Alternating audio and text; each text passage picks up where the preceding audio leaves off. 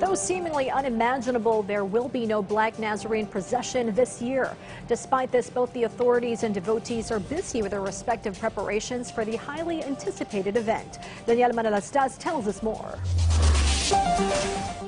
This is the usual scene every Feast of the Black Nazarene in Manila. But because of the COVID-19 pandemic, there will be no procession and the traditional pahalik.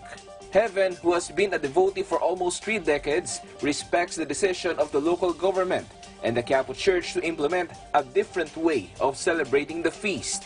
Though 2020 was a bitter year for many to swallow, he's still thankful for all the blessings he has received. Sa tulong niya kasi parang hindi naman namin naramdaman kasi yung kapit namin sa kanya gano'n na lang. Kaya siguro hindi rin namin naramdaman na gano'ng kabigat yung buhay kahit na may mga nawalan trabaho.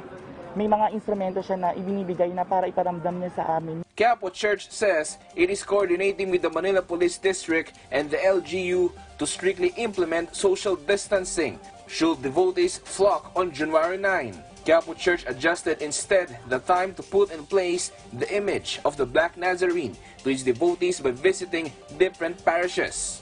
So kailangan lang talaga nila na sundin, mas maging disiplinado ang mga deboto. Sundin kung saan yung simula ng pila kasi limitado talaga at medyo magiging malaking adjustment o maninibago ang mga deboto na pupunta dito sa Quiapo. Manila Mayor Isko Moreno meanwhile appealed to Manileños to just celebrate the feast through online masses. And hopefully, sana ay maging disiplinado tayo.